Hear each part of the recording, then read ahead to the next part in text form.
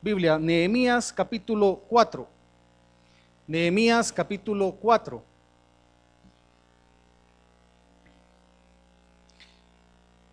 Si me permiten, yo les voy a estar leyendo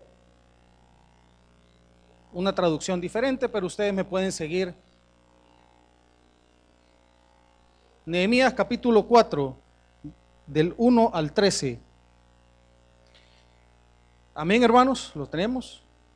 Nehemías capítulo 4.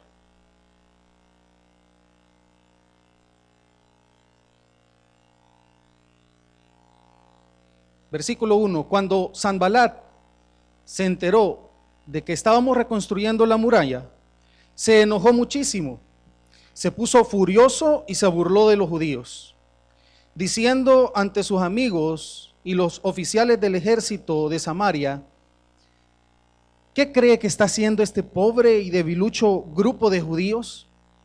¿Acaso creen que pueden construir la muralla en un día por tan solo ofrecer unos cuantos sacrificios?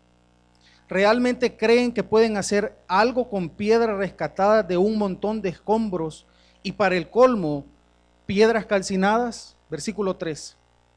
Tobías, el amonita, que estaba a su lado, comentó: esa muralla se vendría abajo si tan siquiera un zorro caminara sobre ella. Versículo 4. Entonces oré: escúchanos, Dios nuestro, ¿por qué se burlan de nosotros? Que sus burlas recaigan sobre sus propias cabezas y que ellos mismos sean llevados cautivos a una tierra extraña. No pases por alto su culpa, no borres sus pecados, porque han provocado tu enojo delante de los que construyen la muralla. Por fin se completó la muralla alrededor de toda la ciudad hasta la mitad de su altura, porque el pueblo había trabajado con entusiasmo. Sin embargo, cuando Sanbalat, Tobías, los árabes, los amonitas y los asdodeos se enteraron de que la obra progresaba y que se estaban reparando las brechas en la muralla de Jerusalén, se enfurecieron.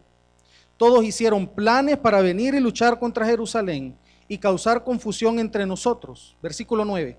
Así que oramos a nuestro Dios y pusimos guardias en la ciudad día y noche para protegernos. Entonces el pueblo de Judá comenzó a quejarse: los trabajadores se están cansando y los escombros que quedan por sacar son demasiados. Jamás podremos construir la muralla por nuestra cuenta. Mientras tanto, nuestros enemigos decían: antes de que se den cuenta de lo que está pasando, caeremos encima de ellos, los mataremos y detendremos el trabajo. Los judíos que vivían cerca de los enemigos venían y nos decían una y otra vez: llegarán de todos lados y nos atacarán. Versículo 13, y terminamos ahí. De manera que coloqué guardias armados detrás de las partes más bajas de la muralla, en lugares más descubiertos. Puse a la gente por familias para que hicieran guardia con espadas, lanzas y arcos. Señor, queremos esta mañana que tú nos puedas dar claridad, que puedas quitar cualquier distractor en esta hora y que podamos comprender y aplicar tu palabra, Señor. Gracias porque un día más podemos estar delante de ti, abriendo tu palabra. En el nombre de Cristo Jesús. Amén. Gracias, hermanos.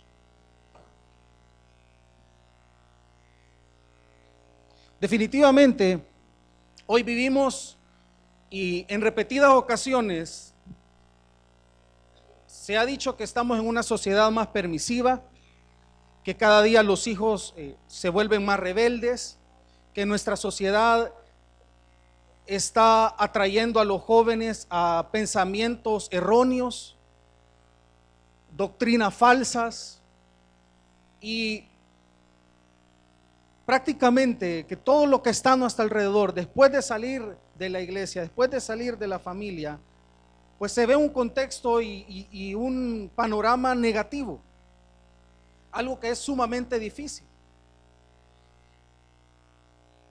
Hoy las murallas de los valores, las defensas de los valores, de los principios, están siendo vulnerables. Están siendo muchas veces, en muchas familias, están siendo derrumbados. Ya no hay principios, ya no hay valores. Es por eso que el tema de esta mañana es que parte de la responsabilidad de todo creyente es cuidar a nuestra familia. ¿Y cómo podemos cuidar a nuestra familia? ¿Cómo podemos levantar murallas? ¿Cómo podemos levantar defensas para cuidar a nuestra familia de estos ataques constantes que vivimos día a día?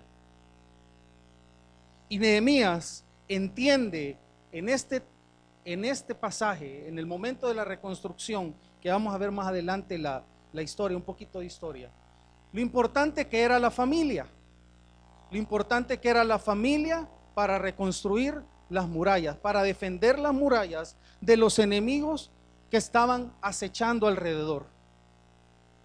Y podemos ver entonces que Nehemías busca las familias para proteger. Nehemías sabe la importancia de la función de la familia. Una ciudad sin murallas era vulnerable. Pero veamos el contexto de Nehemías en este capítulo 4. Antes de entrar directamente a Nehemías, debemos de entender que el pueblo de Israel había estado en cautividad. Usted lo conoce muy bien, solo vamos a recordarlo rápidamente. El pueblo de Israel había estado en cautividad con el imperio babilónico. Llega el imperio persa o el reinado persa, y es ahí cuando el pueblo cautivo comienza a ser liberado. Comienza a ser liberado por un emperador, el emperador Ciro, y eso ustedes lo pueden leer en el segundo libro de Crónicas, capítulo 36, versículo 22 y 23. Se los leo. Mas el primer año de Ciro, rey de los persas, para que se cumpliese la palabra de Jehová por boca de Jeremías, Jehová despertó el espíritu de Ciro, rey de los persas, el cual hizo pregonar de palabra y también por escrito por todo su reino, diciendo: así dice Ciro, rey de los persas, Jehová, el Dios de los cielos, me ha dado todos los reinos de la tierra, y él me ha mandado que le edifique casa en Jerusalén, que está en Judá. Quien haya entre vosotros de todo su pueblo, sea Jehová su Dios con él, y suba. Entonces, con el emperador Ciro comienza el pueblo de Israel a salir de la cautividad a Jerusalén, a Judá, y retorna con tres personajes importantes: Zorobabel, que es la primera expedición; Esdras, que es la segunda expedición. Cada uno tiene una historia muy importante. Se dice, los historiadores dicen que Esdras y Nehemías antes eran un solo libro, porque hay mucha relación. En la misma época de Esdras y Nehemías estaban los dos reconstruyendo. Y Esdras, una de sus funciones principales era la reconstrucción del templo en Jerusalén. Pero entonces Nehemías, llegamos a Nehemías, siendo copero del rey, le llega informes de la situación que estaba pasando en ese momento en esta reconstrucción, y ve la necesidad de ir y poder reconstruir las murallas que habían sido derrumbadas. En el capítulo 1 de Nehemías, si hacemos un resumen del 1 al 4, podemos ver que en el capítulo 1 es la preocupación. Nehemías se entera, Nehemías es movido, ora por el pueblo de Israel, trata de decirle a Dios: perdona al pueblo, perdóname a mí. En el capítulo 2 de Nehemías, ustedes pueden ver que él va a una inspección, tiene que ir a verificar cuáles van a ser sus necesidades, qué está pasando, qué va a llevar, qué es lo que se necesita.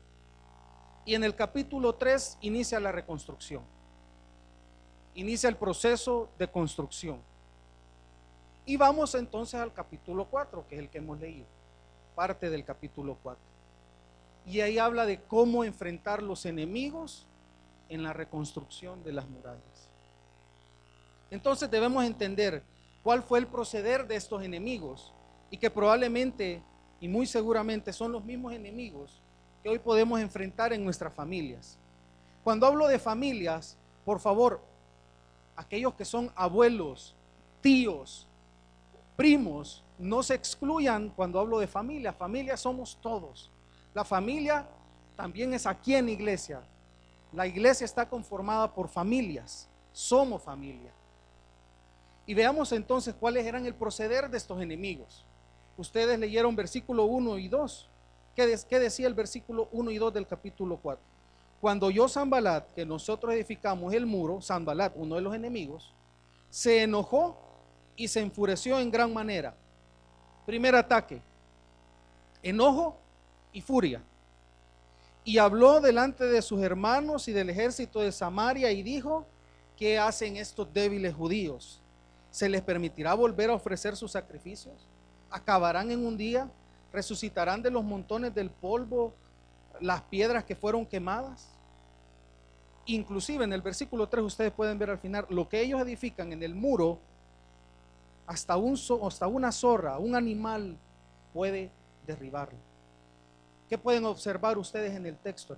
Habían tres enemigos que podemos identificar acá, o tres formas de atacar esa reconstrucción: el enojo, la burla y el menosprecio.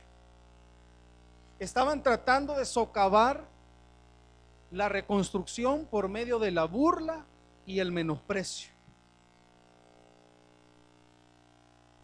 Interesante cuando vemos la historia de las guerras, que los nazis comenzaron burlándose de los judíos, y cómo terminaron los nazis atacando a los judíos y matando a los judíos.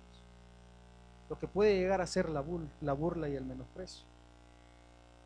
Y esto me hizo pensar en una historia en un hecho de uno de los maestros del seminario, que nos decía que en su familia había decidido tener un día de la verdad en la familia. Y ese día de la verdad, decía este maestro, era con la única regla de que se pudiesen decir en familia, en amor, por aquellas cosas que estaban fallando. Y decía el maestro que principalmente lo hacía para que los hijos se pudieran expresar con los padres de aquellas cosas que habían que mejorar. Este maestro se sorprendió de gran forma porque una de sus hijas llegó y le dijo: papá, quiero decirte algo. Y es que cuando llego a pedirte consejos, cuando llego por cualquier cosa, tú todo lo haces broma, todo lo haces chiste. Y eso dañaba el corazón de la hija, dañó el corazón de la hija. Él entendió que la burla y el menosprecio estaba dañando a su hija. ¿Y qué es la burla? La burla hiere los corazones, es un modo de invalidar, es una falta absoluta de compasión y empatía, es generar dolor en otros, engendrar la semilla de la angustia y el miedo.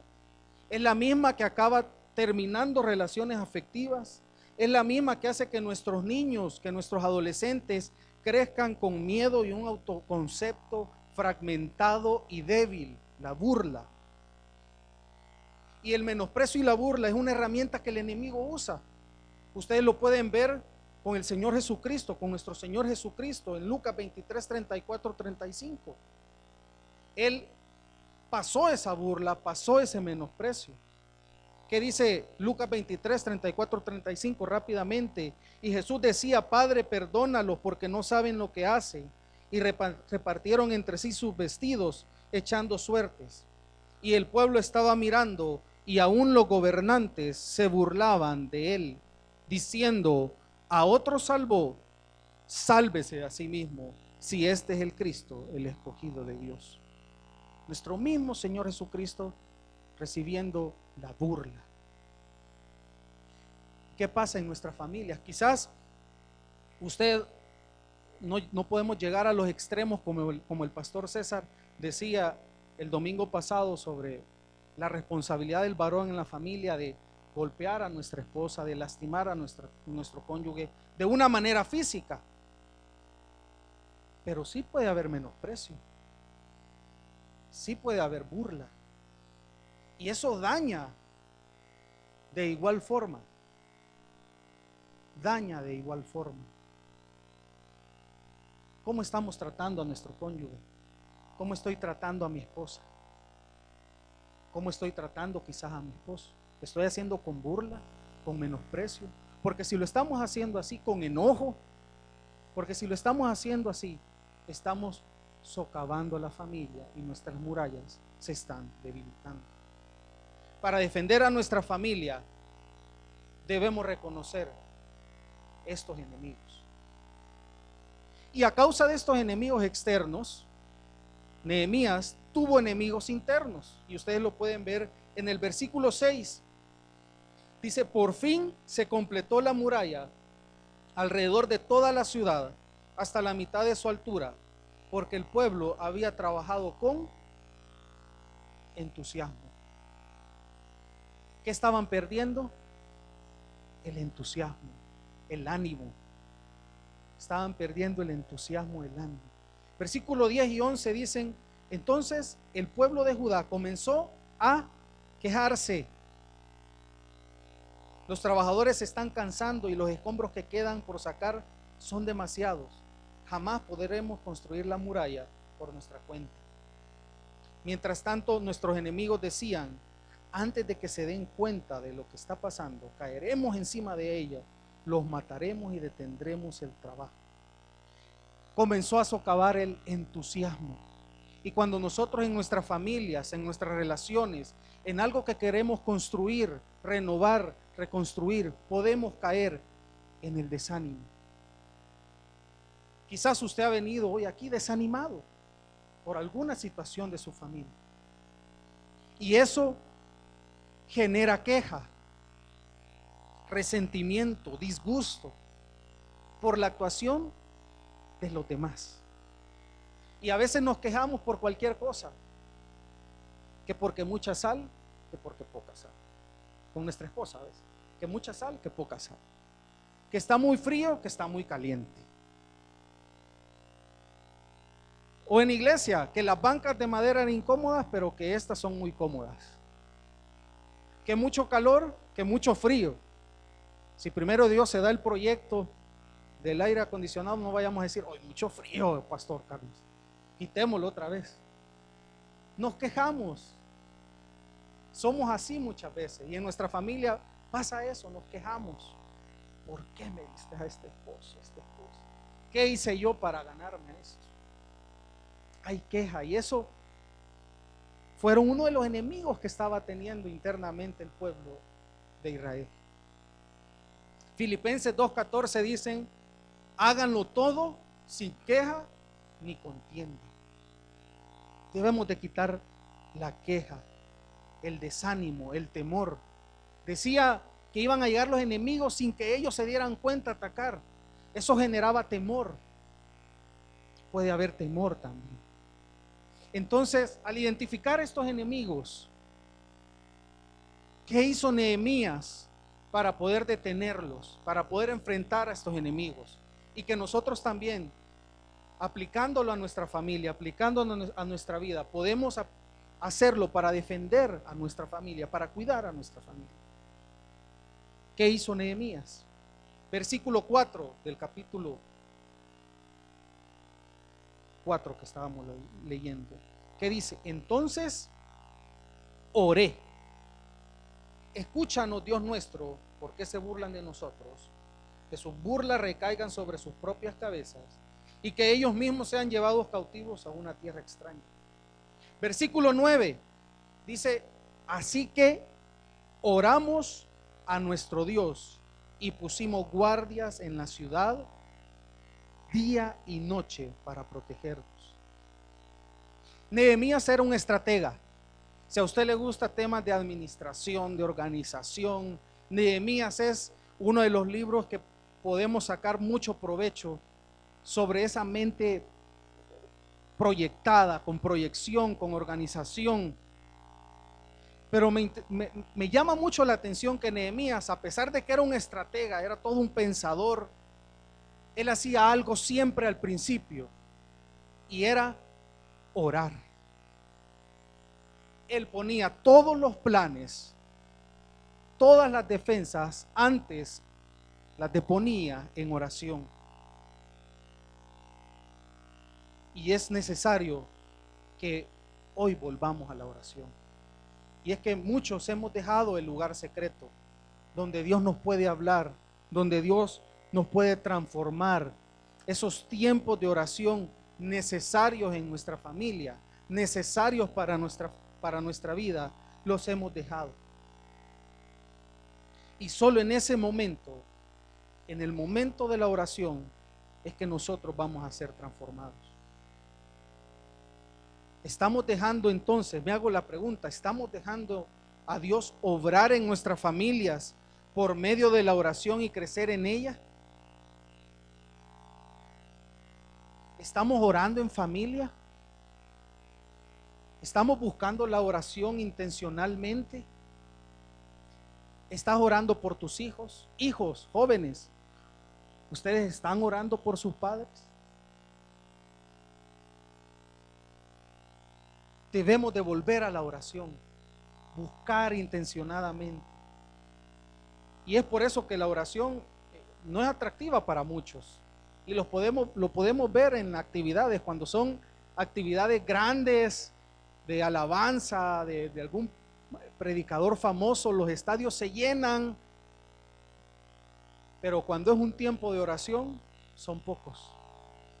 Y damos gloria a Dios en esta iglesia por el remanente fiel que viene a los cultos de los miércoles, porque ellos han comprendido y entendido el valor de la oración. Y el ánimo para nosotros es entrar en esa dimensión de oración. En el capítulo 1, Nehemías ora con arrepentimiento. Dice: perdona a mi pueblo del pecado que cometieron. ¿Cuántas horas dedicamos a la oración? ¿Cuántos minutos dedicamos a la oración? Y para poder cuidar a nuestra familia, podemos hacer diferentes estrategias. Pero si no está la oración como principal estrategia en nuestras familias, de nada sirven los planes que nosotros hagamos. La oración debe de estar presente siempre. Amén, hermanos. La segunda estrategia que Nehemías utilizó para detener el avance de los enemigos. Veamos el versículo 19 y 20. Ese no lo leímos. Más adelante, versículo 19 y 20. Dice: entonces les expliqué a los nobles, a los oficiales y a todo el pueblo lo siguiente: la obra es muy extensa y nos encontramos muy separados unos de otros a lo largo de la muralla. Cuando oigan el sonido de la trompeta, corran hacia el lugar donde ésta suene. Entonces nuestro Dios peleará por nosotros. Entonces Dios peleará por nosotros. Donde hay unidad en Cristo, Él peleará por nosotros. Cuando hay unidad en Él, podremos ver claramente cómo Dios va a obrar en nuestra familia. Estamos buscando unidad entonces en nuestra familia, así como Nehemías le dijo al pueblo: cuando escuchen el sonido, unámonos para estar fuertes delante del enemigo. ¿Estamos unidos en familia para buscar su palabra? ¿Nos unimos para buscar su palabra? ¿O decimos: no, yo me voy a llevar la Biblia, yo voy a tener mi tiempo? Y qué bueno que tenemos tiempo a solas, porque también es importante. Pero hay que ver a fulanito si lo hace o no. O mis hijos, pues bueno, ellos ya saben, en la iglesia le han enseñado que tiene que hacer su devocional, yo me voy. ¿Estamos unidos en familia para buscar la palabra? ¿Estamos haciendo nuestros devocionales familiares? ¿Estamos siendo unidos para resolver nuestras dificultades, los conflictos? ¿O al contrario, cuando hay algún tipo de situación difícil, lo que hacemos es separarnos, cada quien en su isla? ¿Estamos siendo unidos inclusive para la recreación? ¿Ya planeó sus vacaciones en familia, que viene agosto? ¿O los jóvenes por un lado, la mamá por otro con sus amigas, el papá jugando fútbol? Hasta en eso debiésemos estar unidos para cuidar a nuestra familia, unidos en oración, unidos con su palabra, unidos para resolver dificultades, unidos para recrearse, inclusive unidos para venir a la iglesia. Qué bonito es ver las familias unidas cuando vienen a la iglesia. Probablemente algunos dirán, es muy difícil por las agendas, entiendo. Pero si lo pueden hacer, si está en sus manos hacer el esfuerzo y a dar la milla extra por venir en familia a la iglesia, el Señor les va a bendecir. Y esa fue la segunda estrategia que utilizó Nehemías para defender al pueblo, la unidad. Y para defender a nuestras familias, entonces la unidad es importante y es básica. Y la tercera herramienta que utilizó Nehemías, veamos el versículo 21. Nosotros pues trabajamos en la obra, y la mitad de ellos tenía lanzas desde la subida del alba hasta que salían las estrellas. Versículo 21. Y es que Nehemías, a pesar de que era el organizador, el que planificó, el que dirigió al pueblo a la reconstrucción, no solamente lo decía, sino que trabajaba con el pueblo. Trabajamos, sudaba la camiseta con el pueblo. Él se ponía a reconstruir. No solo les ordenaba a que lo hicieran. Y muchos líderes hemos caído en ese error. Queremos llegar muchas veces a ministerios para ser líderes, y no solo es ordenar, sino también es trabajar en conjunto. Ese es el verdadero líder, el que trabaja en conjunto, el que está con el pueblo. Nehemías trabajó, no solo lideró. Y usted y yo debemos de ser ejemplo en nuestra familia. Si vamos a decir que hay que orar, entonces que no esté en nuestro vocabulario, hijo, ore, sino oremos. Que no esté en nuestro vocabulario, hijo, vaya a la iglesia, vamos a la iglesia. Para poder cuidar a nuestra familia, nosotros debemos de dar el ejemplo. Debemos de dar el ejemplo a nuestros hijos. Si son abuelos, a sus nietos. Si somos iglesia, a las nuevas generaciones. No podemos pensar en una transformación y decimos a veces, esta generación está perdida. Esta generación tiene mucho que mejorar. Si nosotros no estamos modelando a las nuevas generaciones cómo se debe de buscar al Señor. Y culpabilidad a veces tenemos nosotros los mayores. Y digo nosotros los mayores porque ahora que Diego ingresa al consistorio ya no soy el más joven. Antes me decían, ahí viene el más joven. Hoy Diego tiene ese nuevo título. Así que queremos transformar a nuestras generaciones, seamos ejemplo.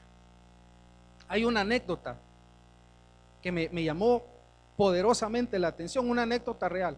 Le voy a pedir a mi amigo y hermano Christopher que venga aquí adelante. Quiero que vean este ejemplo. Y en esta anécdota,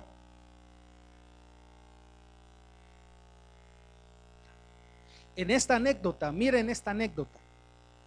Un abogado, venimos combinados de puntos, la corbata, nos pusimos de acuerdo. Miren esta anécdota. Decía, un abogado muy exitoso en el norte de Estados Unidos. Salía todos los días, salía de su oficina a un bar. Todos los días, religiosamente, este abogado exitoso salía de la oficina a un bar. Era una época de invierno, entonces uno de sus hijos menores de 7, 8 años fue a buscar a su papá al trabajo. Pero cuando llegó al trabajo se dio cuenta que su papá ya había salido, pero a los metros lo veía. Y para no perder a su papá de vista, él buscaba las pisadas que había dejado en la nieve.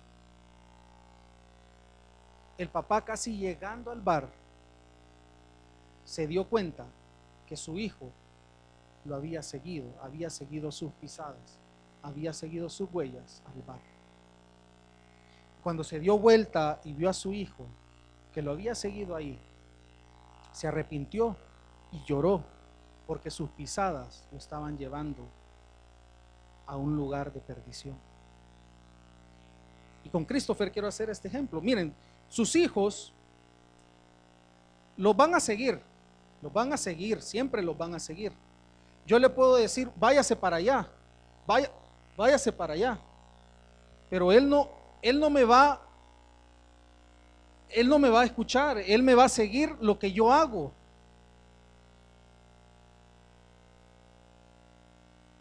Él va a seguirme siempre. Yo puedo decirle, vaya, siéntese, vaya a sentarse. Y no lo va a hacer porque él me sigue.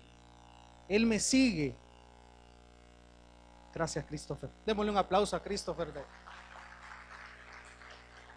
Tus hijos, mis hijos, mi hija, no me va a entender por palabras.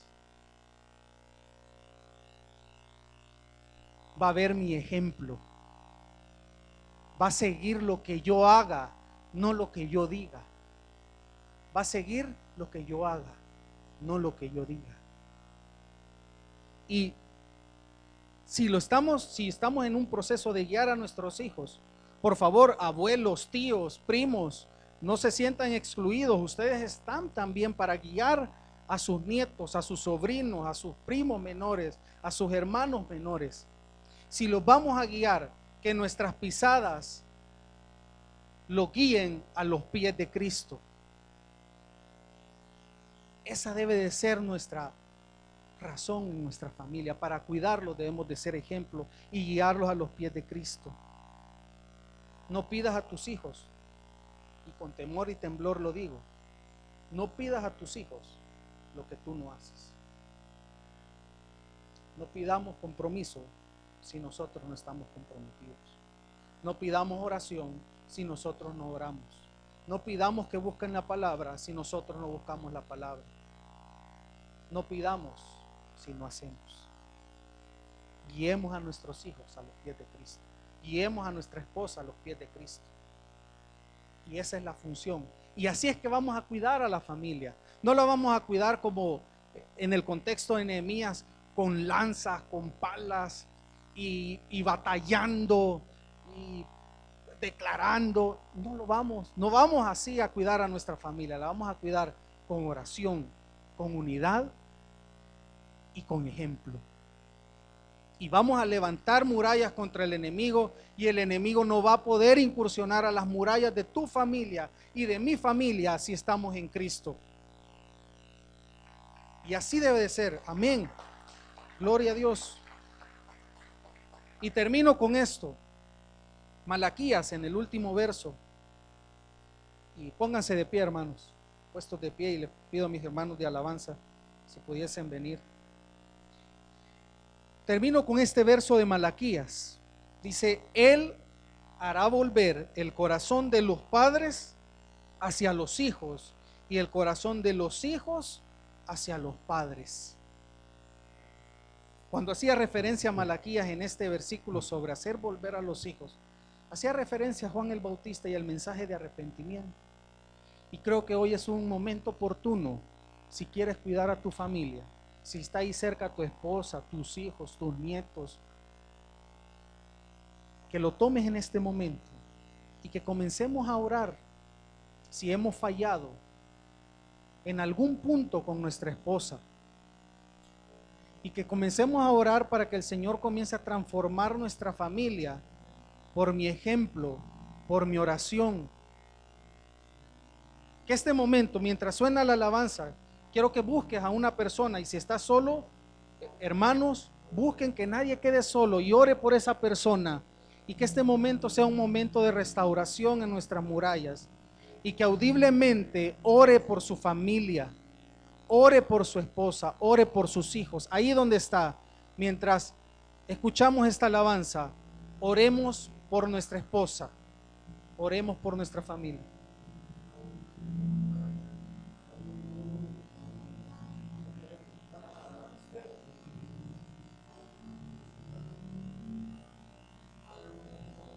y habitar en tu presencia. Menguar